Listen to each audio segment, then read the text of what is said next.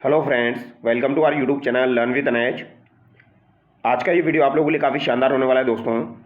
आज के वीडियो में हम 4th ग्रेड एग्ज़ाम से संबंधित एक मॉडल पेपर की चर्चा करने वाले हैं दोस्तों। चतुर्थ श्रेणी का जो आपका एग्ज़ाम होने वाला है, इस एग्ज़ाम के रिगार्डिंग काफ़ी इंपॉर्टेंट वीडियो ये आपका होने वाला है। मॉडल पेपर 8 हम डिस्कस करने वाले हैं, जो कि आप लोगों के लिए काफ़ी इंपॉर्टेंट होने वाला है दोस्तों। सभी सब्जेक्ट्स के सवाल हम यहाँ पर डिस्कस करेंगे। हिंदी, इंग्लिश, साइंस के सवाल, कंप्यूटर के सवाल, राजस्थान जीके और आपके करंट अफेयर के सवाल, तो सभी सब्जेक्ट्स के सवाल हम डिस्कस करने वाले हैं। एकदम शानदार वीडियो ये आपका होने वाला है। तो जो भी विद्यार्थी 4th ग्रेड एग्ज़ाम की तैयारी कर रहे हैं, 4th ग्रेड एग्ज़ाम में सिलेक्शन अपना लेना चाहते हैं, आप इस वीडियो को जरूर देखिए दोस्तों। यहाँ से आपको काफ़ी ज़्यादा हेल्प मिलेगी। एकदम व्याख्या के साथ धीरे धीरे हम पढ़ेंगे सारी चीज़ों को समझते हुए। तो चलिए शुरू करते हैं। पहला सवाल देखिए, निम्नलिखित में से किस विकल्प में सभी शब्द अशुद्ध है? तो किस विकल्प में आपके सभी शब्द अशुद्ध है, ये आपका हिंदी का सवाल है दोस्तों। तो सबसे पहले हम हिंदी के सवाल डिस्कस करेंगे। तो किस विकल्प में आपके सभी शब्द अशुद्ध है? एक में धनाढ़ जुकाम दिया गया है, गरिष्ठ करते करते दिया गया है, ध्वन्यात्मक प्रत्याख्यान यहाँ पर दिया गया है, अभियांतर और सर्वोपरि यहाँ पर दिया गया है। तो किस में आपके सभी शब्द अशुद्ध है? तो यहाँ पर आपका गरिष्ठ और कृत्य करते जो दिया गया है, इसमें आपके दोनों शब्द अशुद्ध हो जाएंगे। क्योंकि गरिष्ठ को किस तरीके से लिखा जाता है आपको पता होगा। गरिष्ठ में यहाँ पर आपका जो ठ आता है ये वाला आता है, ठीक है, ये आप याद रखिएगा। और कृत्य कृत्य नहीं होता है दोस्तों, ये आपका क्या होता है, ये कृत्य कृत्य होता है, ये भी आप याद रखिएगा। तो यहाँ पर भी आपका गलत हो गया। अभियांतर नहीं होता है, ये अभियांतर भी यहाँ पर गलत लिखा हुआ है। अभियांतर को किस तरीके से लिखा जाता है, तो ये भी आप याद रखिए, अभियंतर इसे लिखा जाता है। क्या लिखा जाएगा दोस्तों? अभियंतर इसे लिखा जाएगा, इस तरीके से इसे लिखा जाता है, ठीक है। बाकी के शब्द यहाँ पर सही दिए गए हैं। धनाढ़ सही है, जुकाम आपका सही है, सर्वोपरि भी यहाँ पर सही दिया गया है, प्रत्याख्यान भी यहाँ पर आपका सही है। आगे बढ़ते हैं। इनमें से किस विकल्प में वचन संबंधी अशुद्धि है? तो वचन संबंधी अशुद्धि किस में हो जाएगी? टोपी का यहाँ पर टोपिया दिया गया है, बुढ़िया का बुढ़िया यहाँ पर दिया गया है, बहू का बहुए दिया गया है और आंख का आँखियों दिया गया है। तो आंख का आँखियों नहीं होगा दोस्तों, आंखें होगा। ऑप्शन डी यहाँ पर आपका गलत हो गया। आंख का क्या हो जाएगा, आपके आंखें होना चाहिए, ठीक है। निम्न में से संदिग्ध वर्तमान काल से संबंधित वाक्य कौन सा है? तो यहाँ पर पूछा गया है संदिग्ध वर्तमान काल से संबंधित वाक्य आपका कौन सा है। तो सवाल को ध्यान से पढ़ना है, संदिग्ध और वो भी कौन सा, वर्तमान काल। शायद उसने देखा होगा, तो शायद उसने देखा होगा, इसमें आपका कौन सा काल हो जाएगा दोस्तों? तो शायद उसने देखा होगा, इसमें संदिग्ध तो है लेकिन भूतकाल है, तो इसमें कौन सा हो जाएगा आपका, संदिग्ध भूतकाल हो जाएगा, ठीक है। तो ये तो यहाँ पर पूछा नहीं गया, अपन से संदिग्ध वर्तमान काल पूछा गया है। राम बाजार गया हो, तो राम बाजार गया हो, ये तो संभाव्य वर्तमान काल हो गया आपका। मोहन आम खाता होगा, तो मोहन आम खाता होगा, इसमें आपका संदिग्ध वर्तमान काल हो जाएगा, क्योंकि ये अभी चल रहा है, वर्तमान काल है, तो संदिग्ध वर्तमान काल। मोहन आम खाता होगा। आपने कहा होगा, तो ये भी आपका संदिग्ध भूतकाल हो जाएगा।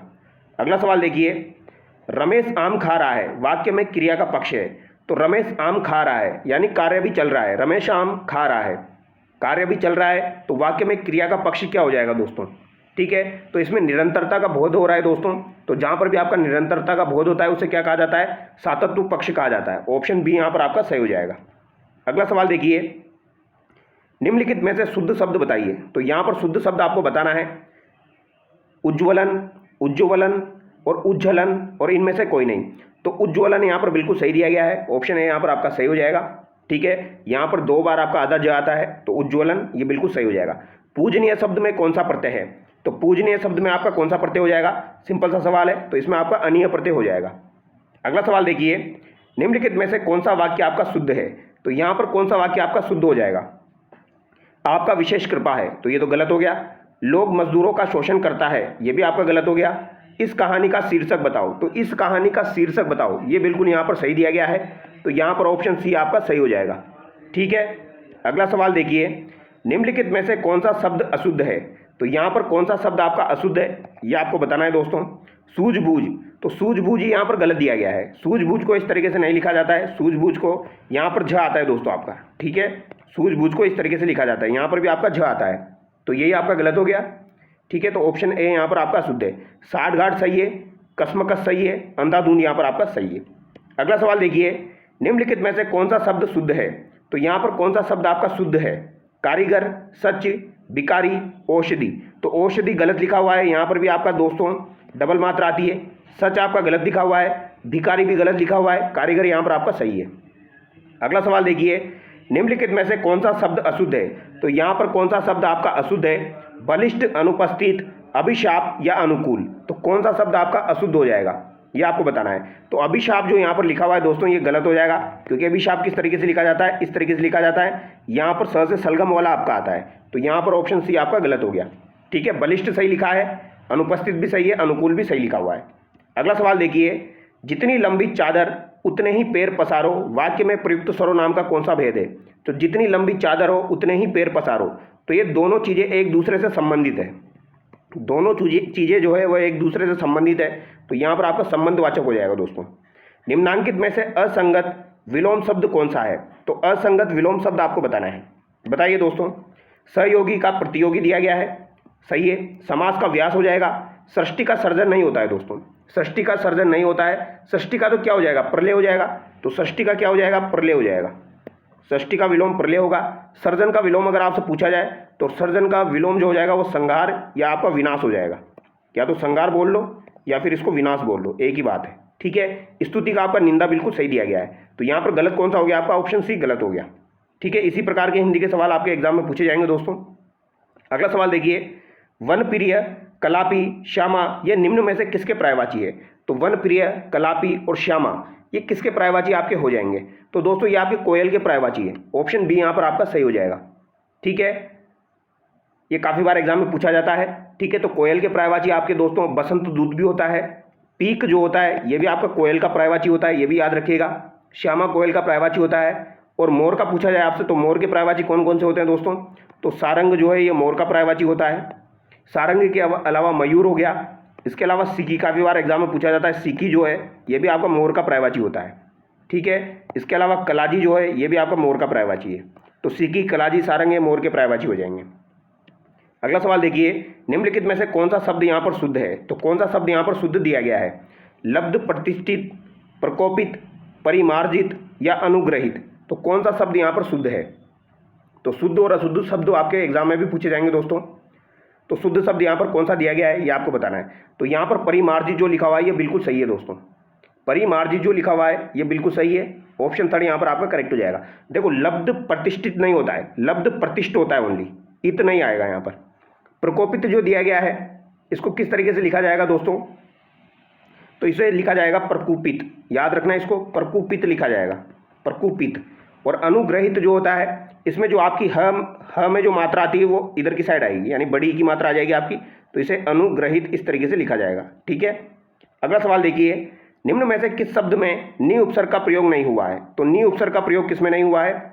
निहत्ता, निरस्त्र, निरत, निमग्न। तो किस में आपका नि उपसर्ग का प्रयोग नहीं हुआ है? तो आप देखेंगे दोस्तों तो निरस्त्र यहाँ पर दिया गया है, इसमें आपका निर उपसर्ग का प्रयोग हुआ है, निर प्लस अस्त्र। ठीक है, बाकी सब जगह आपका नि उपसर्ग है, तो ऑप्शन बी यहाँ पर आपका गलत हो जाएगा। निम्नलिखित में से सही संधि विच्छेद कौन सा है? तो यहाँ पर सही संधि विच्छेद आपको बताना है। अति प्लस ईव, अतिव। तो यहाँ पर ईव गलत है दोस्तों, ईव जो है वो इस तरीके से आता है, छोटी की मात्रा आती है, तो अति प्लस ईव आपका अति हो जाता है। यहाँ पर मह प्लस आशय दिया गया है, तो ये महा प्लस आशय होता है। क्या होता है? महा प्लस आशय होता है, महाशय। मंजू प्लस उषा यहाँ पर दिया गया है, तो उषा में भी दोस्तों आपके छोटा हुआ आता है, तो उषा इस तरीके से आपका लिखा जाता है। ठीक है, वधु प्लस उक्ति यहाँ पर बिल्कुल सही दिया गया है, वधुक्ति। ऑप्शन डी यहाँ पर आपका सही हो जाएगा।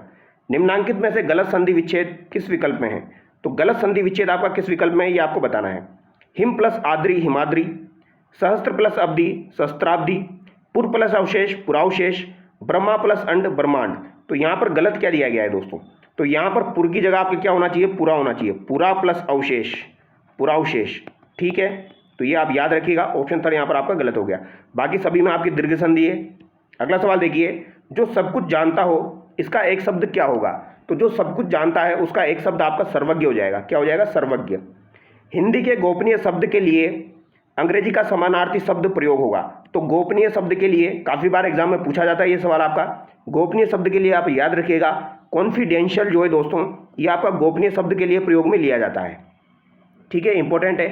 कंडीशनल का मतलब क्या होता है? शर्त सहित। कंडीशनल का मतलब होता है दोस्तों शर्त सहित, शर्त के साथ में। ठीक है, क्लोज का मतलब तो बंद करना हो ही जाएगा, और क्रेडिट का मतलब आपका ऋण हो जाएगा। ठीक है, या श्रेय हो जाएगा, किसी का श्रेय लिया जाता है या ऋण लिया जाता है, उस तरीके से याद रखिएगा। निम्नलिखित में से कौन सा सरकारी पत्र नहीं है? तो यहाँ पर कौन सा आपका सरकारी पत्र नहीं है? अनुस्मारक सरकारी पत्र है, अधिसूचना सरकारी पत्र है, परिपत्र भी आपका सरकारी पत्र है। लेकिन आवेदन पत्र जो है दोस्तों ये आपका सरकारी पत्र नहीं है। आवेदन पत्र तो जो है दोस्तों वो सरकार को दिया जाता है, ठीक है। तो ऑप्शन सी यहाँ पर आपका गलत हो जाएगा। अगला सवाल देखिए, find the incorrect part. They had went to the park yesterday. तो यहाँ पर आपको बताना है दोस्तों, एरर बतानी है। तो they had went to the park yesterday, तो यहाँ पर आपका मिस्टेक क्या है ये आपको बताना है। तो हेड के बाद में आपकी वर्ब की थर्ड फॉर्म यहाँ पर आनी चाहिए। तो यहाँ पर गो वेंट गोन होता है, तो गोन यहाँ पर आना चाहिए। They had gone to the park yesterday, तो यहाँ पर वेंट में आपकी मिस्टेक है, ठीक है। फिल इन द ब्लैंक यहाँ पर भरना है आपको। तो आई यहाँ पर रिक्त स्थान है। माई homework before the teacher arrived, तो दोस्तों यहाँ पर क्या होना चाहिए, टीचर के आने से पहले ही मैंने अपना होमवर्क खत्म कर लिया। तो यहाँ पर क्या आपका होना चाहिए दोस्तों, इंपॉर्टेंट सवाल है, पूछा जाता है ये सवाल आपका। तो यहाँ पर आपका क्या हो जाएगा, I had finished my homework before the teacher arrived. Option third यहाँ पर आपका करेक्ट हो जाएगा। अगला सवाल देखिए, find the correct passive form. तो करेक्ट पैसिव फॉर्म आपको ढूंढनी है। We will deliver the package tomorrow, इसकी पैसिव फॉर्म आपको बनानी है। तो देखिए दोस्तों, एक्टिव वॉइस पैसिव वॉइस में आपका सेंस और टेंस नहीं बदलता है। तो किस में आपका टेंस नहीं बदल रहा है, सबसे पहले तो वो देखिए आप। तो we will deliver the package tomorrow, तो यहाँ पर दोस्तों आप देखिए, यहाँ पर इज आ गया, यहाँ पर आपका वाज आ गया, यहाँ पर आपका हैज बीन आ गया। तो तीनों जगह आपका टेंस बदल चुका है। जबकि यहाँ पर the package will be delivered tomorrow by us, इसमें नहीं बदला है। ऑप्शन ए आपका करेक्ट हो जाएगा। तो इस तरीके से एलिमिनेट करके भी आप कर सकते हो, ठीक है। Spot the error in active voice, यहाँ पर एरर आपको ढूंढनी है। The gardener waters the plants every day, तो इसमें आपकी एक्टिव वॉइस में क्या मिस्टेक है। तो यहाँ पर किसी भी प्रकार की कोई एरर नहीं है दोस्तों।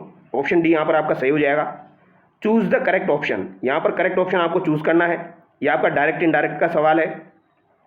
सी said to him are you coming, तो she said to him are you coming, तो यहाँ पर आपको दोस्तों करेक्ट ऑप्शन चूज करना है। तो बताइए इसका राइट आंसर क्या हो जाएगा दोस्तों। तो सबसे पहले तो देखिए, आर यू कमिंग जो है ये तो वॉज कमिंग में चेंज हो जाएगा, क्योंकि आपका डायरेक्ट इनडायरेक्ट में दोस्तों टेंस बदल जाता है, ठीक है। तो यहाँ पर वॉज कमिंग हो जाएगा, इज कमिंग आपका नहीं रहेगा। तो ये तो दोनों गलत हो गए आपके, ठीक है। अब यहाँ पर देखिए दोस्तों, क्वेश्चन मार्क आ रहा है, तो क्वेश्चन मार्क आ रहा है तो इफ या वेदर आपका आना चाहिए। तो यहाँ पर इफ या वेदर अगर आपका आएगा तो यहाँ पर डेट आएगा नहीं, तो ऑप्शन ए आपका सही हो जाएगा। तो she asked him if he was coming, option A यहाँ पर आपका सही हो जाएगा। अगला सवाल देखिए, spot the error in direct speech, तो यहाँ पर डायरेक्ट स्पीच जो है दोस्तों इसमें आपको एरर ढूंढनी है। He said to me I will meet you yesterday, तो he said to me I will meet you yesterday, तो इसमें आपकी दोस्तों क्या मिस्टेक हो जाएगी।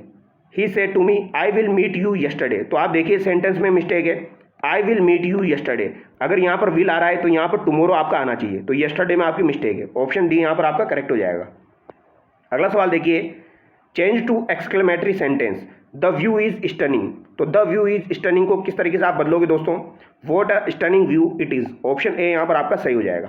Choose the interrogative form, interrogative form बताइए दोस्तों, इसको इंट्रोगेटिव में आपको बदलना है। ही कैन स्यूम पास्ट, तो ही कैन स्यूम पास्ट को अगर आपको बदलना है तो किस तरीके से बदलेंगे आप, can he swim fast, option A यहाँ पर आपका सही हो जाएगा। अगला सवाल देखिए, करेक्ट द सेंटेंस, यहाँ पर सेंटेंस को करेक्ट करना है। She go to school by bus every day, देखो यहाँ पर आ रहा है एवरी डे वो जा रही है, यानी रेगुलर का काम है आपका, ठीक है। हैबिचुअल एक्शन यहाँ पर हो रहा है आपका। तो she go to school by bus every day, तो यहाँ पर क्या आना चाहिए आपका दोस्तों, गो नहीं आएगा, गोज आएगा। तो she goes to school by bus every day, option A यहाँ पर आपका सही हो जाएगा, ठीक है, ये आप याद रखिएगा। अगला सवाल देखिए, fill in the blank she has knowledge of history, तो यहाँ पर बोला गया है दोस्तों she has knowledge of history, तो यहाँ पर दोस्तों नॉलेज जो है वो आपकी काउंटेबल है या अनकाउंटेबल है। नॉलेज आपकी जो है वो अनकाउंटेबल है, तो फ्यू और अ फ्यू तो यहाँ पर आएगा नहीं, ठीक है, मैनी भी यहाँ पर नहीं आएगा। तो यहाँ पर क्या हो जाएगा आपका, she has much knowledge of history, option C यहाँ पर आपका करेक्ट हो जाएगा। अगला सवाल देखिए, find the incorrect part the India is west country, तो यहाँ पर क्या आपकी मिस्टेक है दोस्तों, इनकरेक्ट पार्ट आपको ढूंढना है। तो यहाँ पर द नहीं आएगा दोस्तों आपका, जब तक स्पेसिफाई नहीं किया जाएगा पर्टिकुलर, तो यहाँ पर आपका द नहीं आएगा, ठीक है, ये आप याद रखिएगा। तो यहाँ पर आपका ऑप्शन ए जो है ये गलत हो जाएगा, यहाँ पर only India is a west country आपका सही है। अगला सवाल देखिए, select the sentence with incorrect apostrophe usage, incorrect apostrophe किसमें यूज में ली गई है। तो the dog's bone is missing, the dog's यहाँ पर आपकी अपोस्ट्रोफी लगी हुई है, bones are missing, it's a sunny day today, तो यहाँ पर दोस्तों आपका इस तरीके से होना चाहिए था। यहाँ पर आपका दोस्तों जो आपकी अस्ट्रॉफी है वो लगी हुई होनी चाहिए थी, लेकिन यहाँ पर नहीं लगी हुई है, तो थर्ड आपका गलत हो जाएगा। ठीक है, select the appropriate preposition. Appropriate preposition आपको बताना है we will arrive at 6 PM। Particular time यहाँ पर दिया गया है तो 8 आपका आ जाएगा, we will arrive at 6 PM। अगला सवाल देखिए, select the correct Hindi translation. तो हिंदी ट्रांसलेशन आपको बता रहा है आई एम ड्रिंकिंग वाटर। तो आई एम ड्रिंकिंग वाटर यानी मैं पानी पी रहा हूँ, ऑप्शन बी यहाँ पर आपका सही हो जाएगा। यहाँ पर आपको हिंदी टर्म बताना है दोस्तों लेजिस्लेशन का। तो लेजिस्लेशन जो यहाँ पर दिया गया है दोस्तों, इसका आपको बताना है हिंदी टर्म क्या हो जाएगा दोस्तों, विधान हो जाएगा। इसका मतलब क्या हो जाएगा आपका, विधान हो जाएगा। तो ये आपके हिंदी और इंग्लिश के सवाल हो चुके हैं। अब दोस्तों हम राजस्थान जीके के सवाल यहाँ पर देखने वाले हैं, ठीक है, जो कि हम एकदम शानदार तरीके से डिस्कस करेंगे।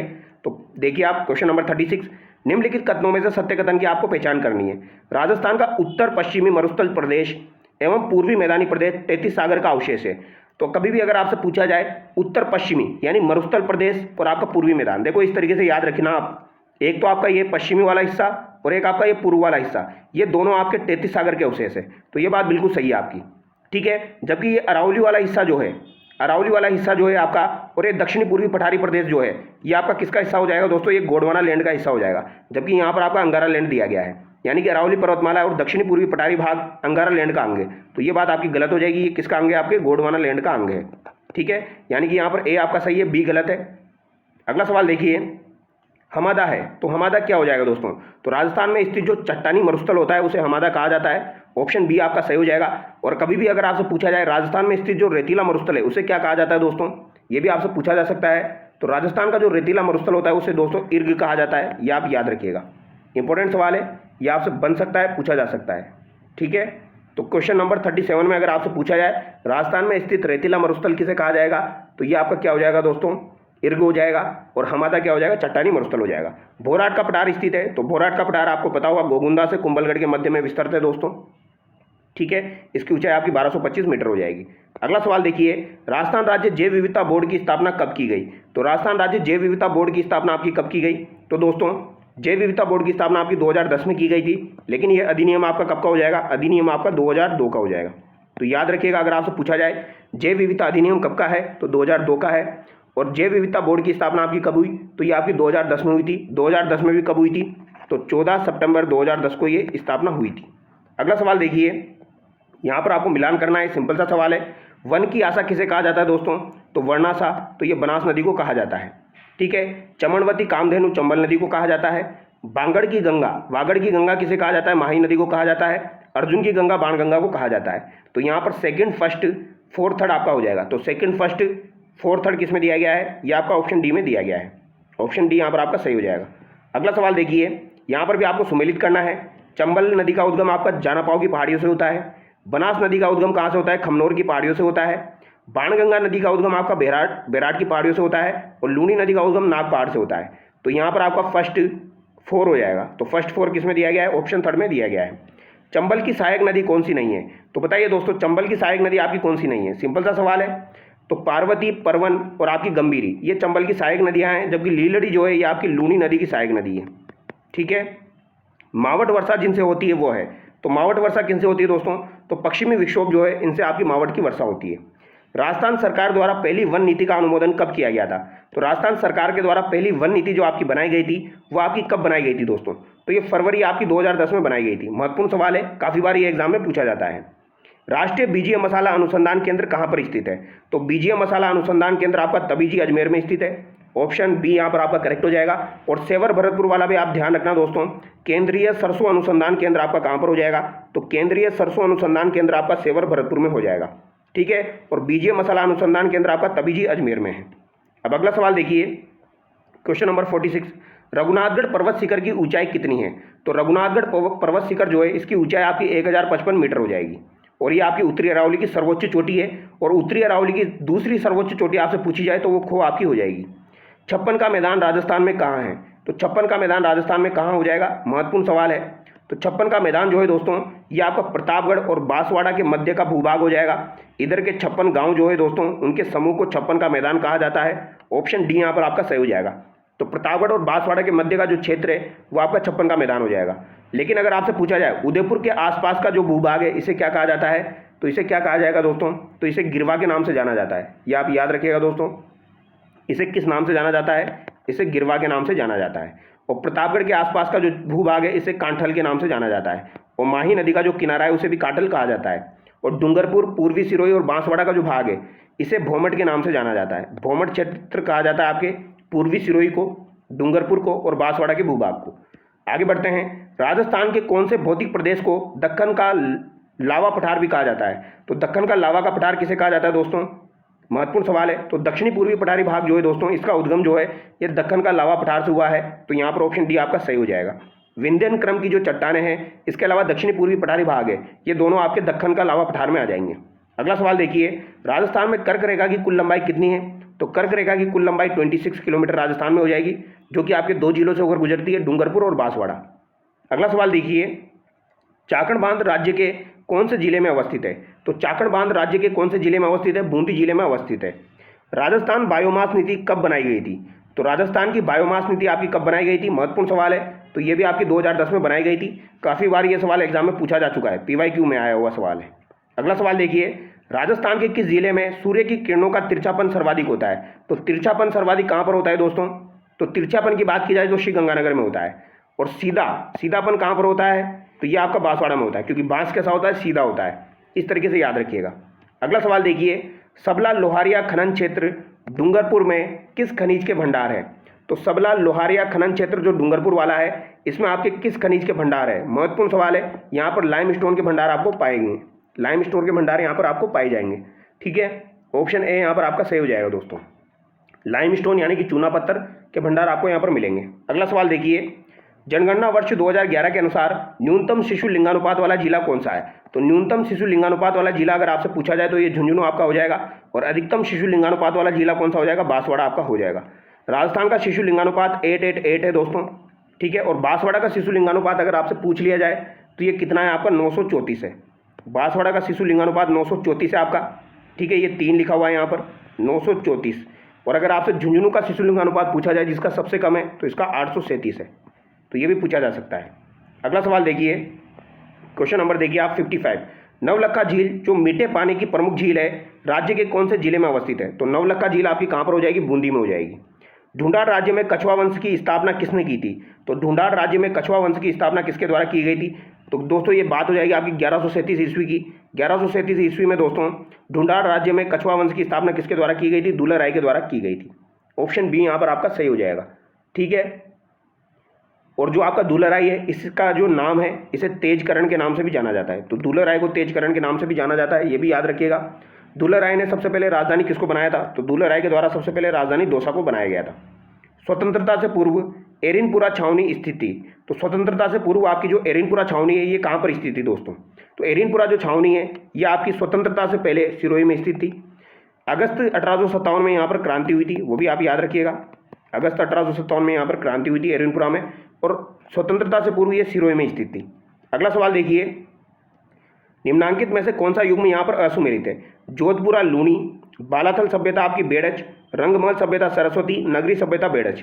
नगरी सभ्यता आपकी दोस्तों चित्तौड़ में हो जाएगी। बेड़च यहाँ पर दिया गया है, सही है। रंगमहल हनुमानगढ़ में सरस्वती नदी के किनारे, सही है। बालाथल सभ्यता आपकी उदयपुर में हो जाएगी, बेड़च नदी के किनारे, ये भी आपकी सही है। जोधपुरा सभ्यता आपकी दोस्तों साबी नदी के किनारे स्थित है। कहाँ पर स्थित है? जयपुर में स्थित है।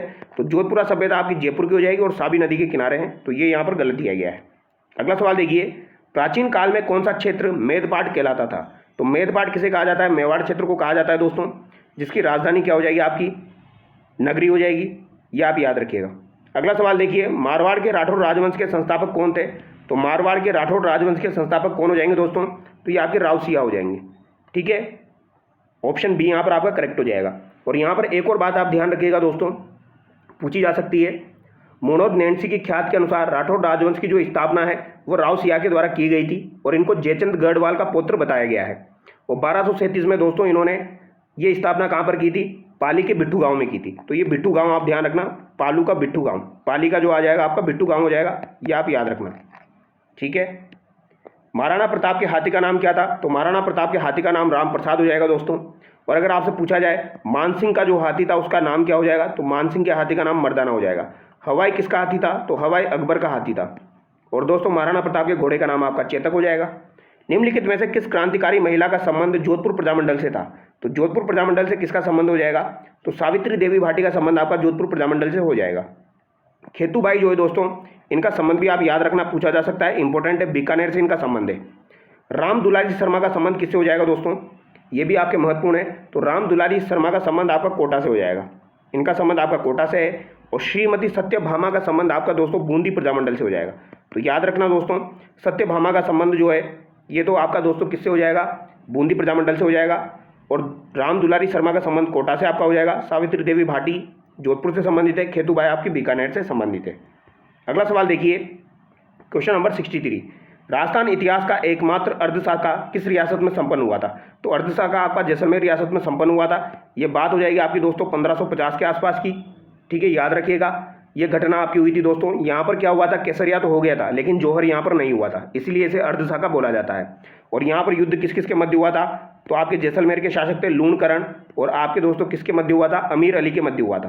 तो ये आप याद रखना, अमीर अली और लूणकरण के मध्य ये युद्ध हुआ था 1550 में। सिरोही नगर की स्थापना किसने की थी? तो सिरोही नगर की स्थापना किसके द्वारा की गई दोस्तों? तो सहसमल देवड़ा के द्वारा ये स्थापना की गई थी। ऑप्शन सी यहाँ पर आपका करेक्ट हो जाएगा। और ये स्थापना कब की गई थी? तो 1425 में आपके दोस्तों सिरोही की स्थापना की गई थी। और स्थापना करने के बाद जब सिरोही को राजधानी बनाया, उसके बाद ही राणा कुंभा ने सहसमल को पराजित भी किया था और सिरोही पर अधिकार कर लिया था राणा कुंभा ने। जेता और कुंभा किस शासक के सेनापति थे? तो जेता और कुंभा जो है ये किस शासक के आपके सेनापति हो जाएंगे? बताइए दोस्तों, जेता और कुंभा जो है ये किस शासक के सेनापति आपके थे? तो ये राव मालदेव राठौड़ के सेनापति थे, जिन्होंने शेरशाह सूरी के साथ युद्ध लड़ा था दोस्तों। कौन सा युद्ध? गिरी सुमेल का युद्ध लड़ा था। वेरी वेरी इंपॉर्टेंट है। राणा उदय सिंह के अगर आपसे सेनापति पूछे जाए तो कौन हो जाएंगे? जयमल और फत्ता हो जाएंगे। ये दो नाम काफ़ी बार एग्जाम में पूछे जाते हैं, जयमल फत्ता भी याद रखना। राव रतन सिंह के पूछे जाए दो सेनापति तो गोरा और बादल हो जाएंगे, ठीक है, गोरा और बादल इनके सेनापति हो जाएंगे। परमादिदेव चंदेल के दो सेनापति थे, उनका नाम क्या हो जाएगा? आला और उदल हो जाएगा। क्या हो जाएगा दोस्तों?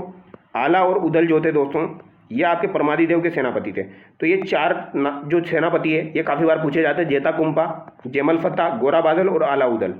अगला सवाल देखिए, राजस्थान का एकमात्र दुर्ग जहां मुस्लिम महिलाओं ने जौहर किया था। तो मुस्लिम महिलाओं ने कहां पर जौहर किया था दोस्तों? तो ये आपके भटनेर दुर्ग में जौहर किया था। भटनेर दुर्ग में दोस्तों आपके तैमूर लंग के द्वारा आक्रमण किया गया था। और जब तैमूर लंग के द्वारा आक्रमण किया गया था तब यहाँ पर मुस्लिम महिलाओं ने भी जौहर किया था, ठीक है।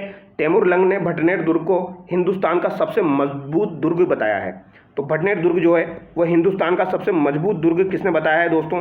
तो ये किसने बताया है? ये आपके तैमूर लंग ने बताया है। सास बहू का मंदिर कहाँ पर स्थित है?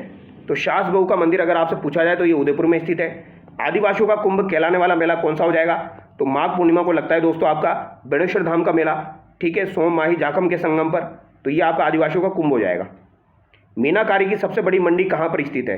तो मीनाकारी की सबसे बड़ी मंडी अगर आपसे पूछी जाए तो ये आपकी सीतापुरा में स्थित है दोस्तों। कहाँ पर हो जाएगी? आपकी सीतापुरा में हो जाएगी।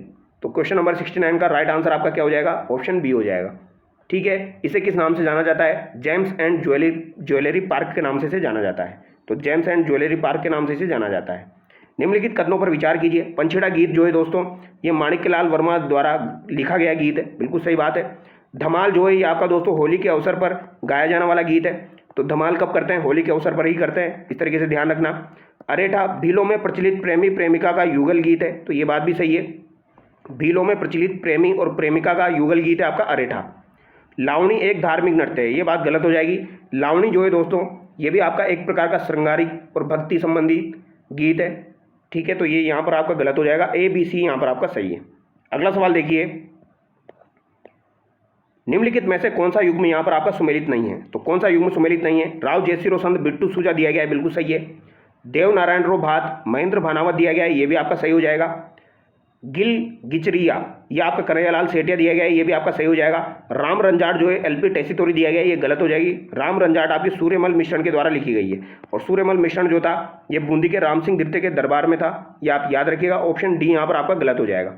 राम रंजाट जो है दोस्तों ये आपकी सूर्यमल मिश्रण की रचना है और जिसमें बूंदी के राम सिंह जो है उनके शिकार करते हुए जो दृश्य है वो इसमें दिखाए गए हैं राम रंजाट में। अगला सवाल देखिए, महेंद्र और मूमल की प्रेम कथा पर आधारित चित्रशैली है। तो महेंद्र और मूमल की प्रेम कथा पर आधारित चित्रशैली आपकी कौन सी हो जाएगी दोस्तों? महत्वपूर्ण सवाल है, जैसलमेर की चित्रशैली हो जाएगी। उम्मेद भवन पैलेस किस राजा ने बनवाया था? तो उमेद सिंह के द्वारा ही आपका उम्मेद भवन पैलेस बनाया गया था दोस्तों। अगला सवाल देखिए, यहाँ पर कुछ हवेलियाँ दी गई है, इनको सुमेलित करना है। पाल हवेली आपकी कहाँ पर हो जाएगी? तो पाल हवेली आपकी कहाँ पर है दोस्तों? तो ये आपकी जोधपुर में। पाल हवेली आपकी कहाँ पर हो जाएगी? जोधपुर में हो जाएगी। ठीक है। बड़े देवता की हवेली आपकी कोटा में हो जाएगी। बड़े देवता की हवेली कोटा में है। चौखानी की हवेली आपकी झुंझुनू में हो जाएगी। और राठी की हवेली आपकी कहाँ पर हो जाएगी? सीकर में हो जाएगी। तो राठी की हवेली तो आपकी सीकर में है। ठीक है। चौखानी की हवेली झुंझुनू में है। बड़े देवता की हवेली कोटा में है। पाल हवेली आपकी जोधपुर में है। तो यहाँ पर 1, 2, 3, 4 आपका करेक्ट होगा। अगला सवाल देखिए, निम्नलिखित में से सुमेलित युग्म नहीं है। तो कौन सा यहाँ पर आपका सुमेलित युग्म नहीं है? ये त्योहार से संबंधित सवाल है आपका। अहोई अष्टमी जो है ये आपकी कार्तिक कृष्ण अष्टमी को मनाई जाती है। तो अहोई अष्टमी कार्तिक कृष्ण अष्टमी को मनाई जाती है, बिल्कुल सही बात है।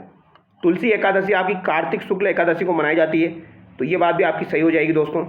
धनतेरस जो है ये कार्तिक कृष्ण त्रयोदशी को आपकी मनाई जाती है। तो ये बात भी आपकी सही है। कार्तिक कृष्ण पक्ष की त्रयोदशी को आपकी धनतेरस मनाई जाती है। रूप चतुर्दशी आषाढ़ शुक्ल पक्ष की चतुर्दशी यहाँ पर दी गई है, ये बात यहाँ पर गलत हो जाएगी। रूप चतुर्दशी जो है दोस्तों ये कार्तिक कृष्ण पक्ष की चतुर्थी को आपकी मनाई जाती है। तो यहाँ पर आपका दोस्तों ऑप्शन डी जो है ये गलत हो जाएगा। अगला सवाल देखिए, अभी आपके दोस्तों पॉलिटी से संबंधित सवाल है, इंडियन पॉलिटी के।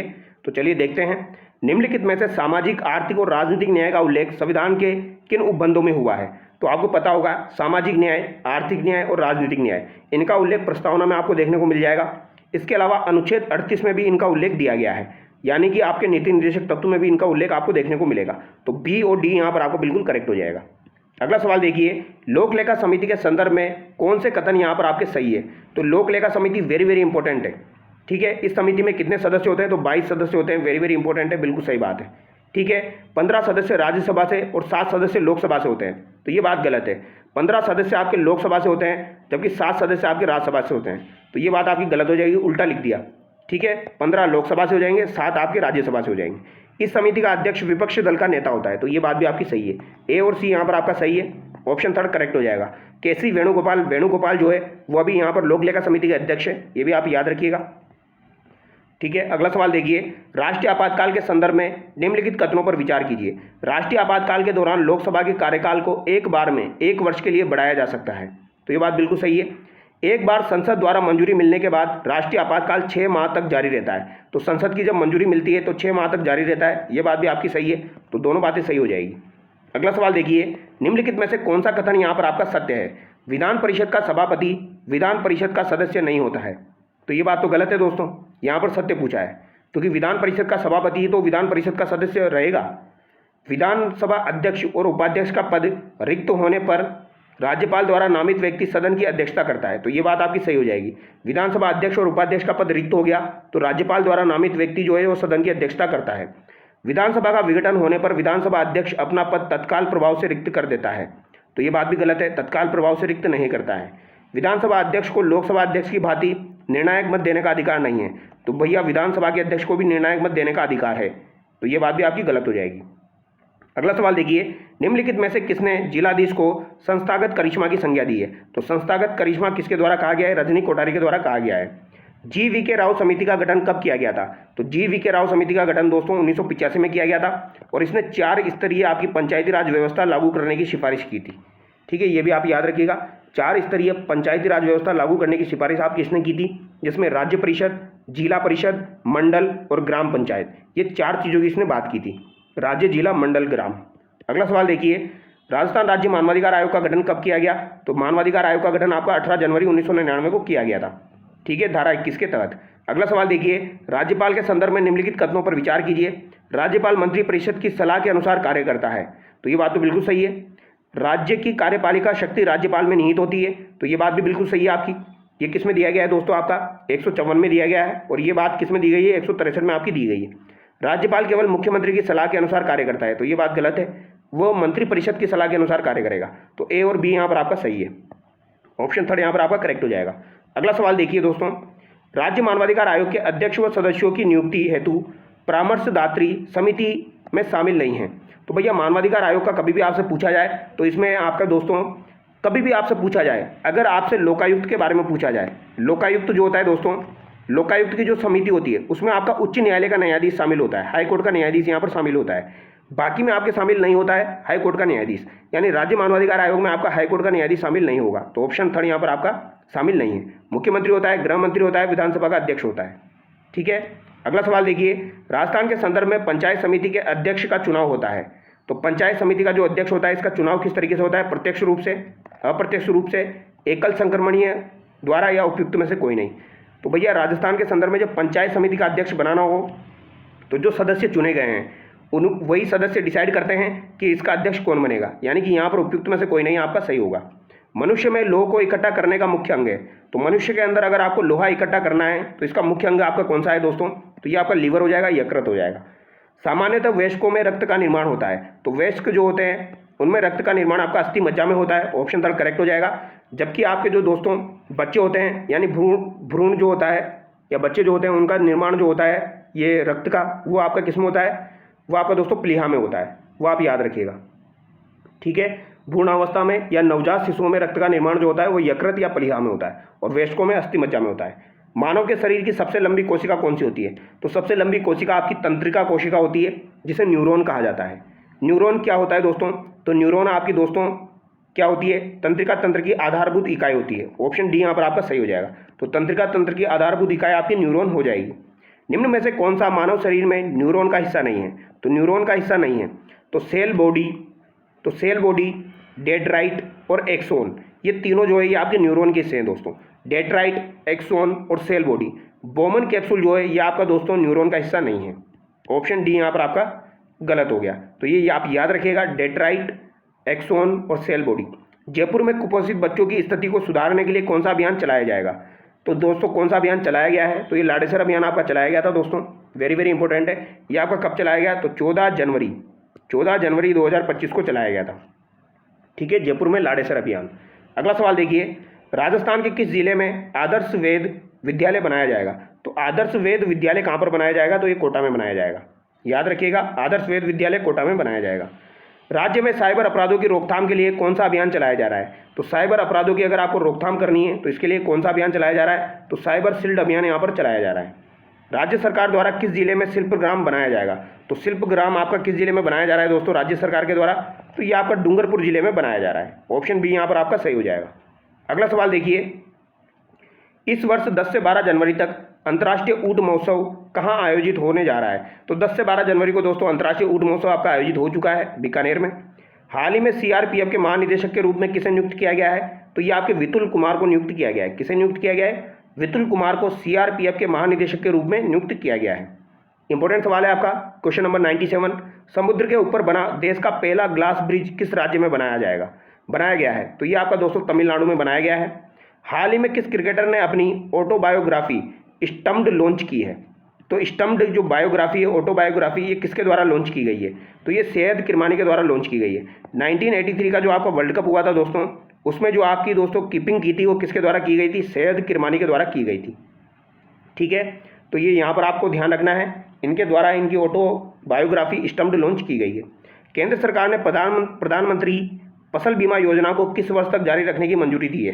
तो 2025-26 तक इसे जारी रखा जाएगा, प्रधानमंत्री फसल बीमा योजना। 1 जनवरी से 31 जनवरी 2025 तक आयोजित किए जा रहे राष्ट्रीय सड़क सुरक्षा माह किस थीम पर आधारित है? तो राष्ट्रीय सड़क सुरक्षा माह किस थीम पर आधारित थी? आपकी दोस्तों परवाह थीम पर आधारित थी। किस पर आधारित थी? परवाह। अगला सवाल देखिए, ऐसी कौन सी इनपुट डिवाइस है जो कि एनालॉग सूचना को डिजिटल रूप में परिवर्तित करता है? तो एनालॉग सूचना जो होती है उसको डिजिटल रूप में परिवर्तित करता है और जिसका उपयोग ड्राइंग और इमेज में सुधार एवं सूक्ष्म कामों के रूप में किया जाता है। तो ये आपका डिजिटाइजर हो जाएगा। अगला सवाल देखिए, आउटपुट के अनुसार इनपुट में बदलाव करने के लिए किसका उपयोग किया जाता है? तो आउटपुट के अनुसार अगर आपको इनपुट में बदलाव करना है तो किसका उपयोग किया जाएगा दोस्तों? तो यहाँ पर आपका राइट आंसर हो जाएगा गोल 6 का प्रयोग किया जाएगा, ऑप्शन सी यहाँ पर आपका करेक्ट होगा। अगला सवाल देखिए, इंस्ट्रक्शन का समूह जो कंप्यूटर को निर्देशित करता है कहलाता है। बेसिक सा सवाल है लेकिन काफ़ी बार ये पूछा जाता है। तो इंस्ट्रक्शन का जो समूह होता है वो क्या कहलाता है? आपका प्रोग्राम कहलाता है। विंडोज़ में चल रही अलग अलग एप्लीकेशन में से चयन करने के लिए शॉर्टकट की है। तो अलग अलग एप्लीकेशन जो चल रही है उनमें से आपको दोस्तों एक एप्लीकेशन का चयन करना है, तो उसके लिए शॉर्टकट की क्या हो जाएगी आपकी? तो Alt+Tab हो जाएगी। कौन सी हो जाएगी दोस्तों? Alt+Tab आपकी हो जाएगी, इसको याद रखिएगा। अगला सवाल देखिए दोस्तों, क्वेश्चन नंबर 105। MS पावरपॉइंट में किसी शब्द की वर्तनी जांचने के लिए हम दबाते हैं। तो किसी शब्द की अगर वर्तनी जांचनी है यानी स्पेलिंग मिस्टेक हो चुकी है तो वर्तनी जांचने के लिए हम F7 को यूज़ में लेते हैं, ऑप्शन ए यहाँ पर आपका सही हो जाएगा। तो दोस्तों यहाँ पर 105 सवाल मैंने आपको करवा दिए हैं। और ये मैथमेटिक्स के सवाल है, तो इसकी PDF मैं आपको प्रोवाइड करवाऊंगा, तो ये आप खुद से कर लेना, ठीक है। तो चलिए दोस्तों, नेक्स्ट वीडियो में मिलते हैं। Thank you so much.